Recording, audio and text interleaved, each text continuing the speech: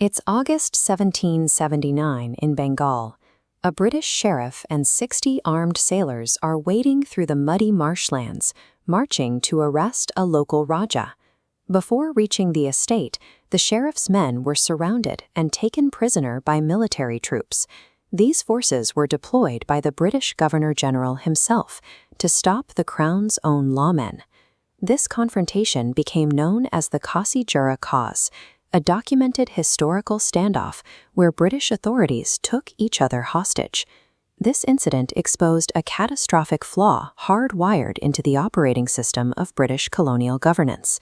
The 1773 Regulating Act attempted to organize Bengal by bolting two incompatible power structures together. The executive branch, controlled by the East India Company, operated to extract millions in tax revenue.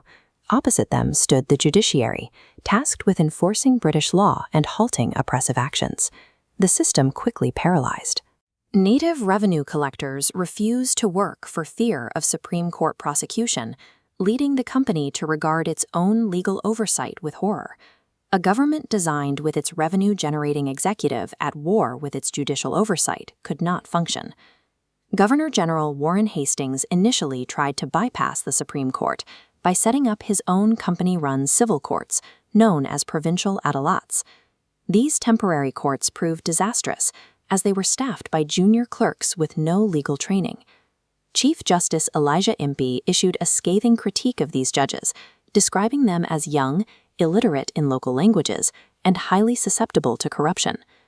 These makeshift executive courts failed to solve the crisis, leaving Hastings to seek a much more radical political intervention. By September 1780, Hastings decided the only way to save the system was to formally merge these competing powers. He proposed reviving a superior appellate court, the Sadar Diwani Adalat, to regulate the chaotic local courts.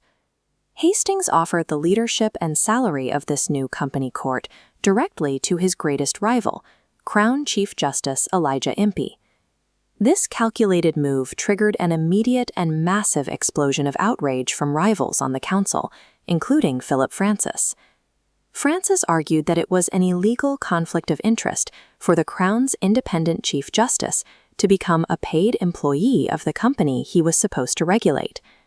To outsiders, this patch looked exactly like the executive branch buying off its primary legal check. Later historians like Macaulay branded this as the most infamous bribe in colonial history. Impey was soon recalled to London to face impeachment proceedings for allegedly selling out the Crown's independence. Documented reality shows that Impey spent his tenure drafting a massive, effective code of regulations that finally organized the local courts. This pragmatic administrative solution brought crucial order to an unraveling empire, stabilizing the bureaucracy during a period of collapse. 80 years later, in the year 1861, the true long-term legacy of Warren Hastings' controversial compromise finally became clear. The British Parliament ultimately validated Hastings' logic, formally and permanently uniting the Supreme Court and the Sadar Diwani Adalat. This union created the architecture of the present-day Indian legal system. The foundation of modern law in the region required a messy, desperate, and pragmatic compromise.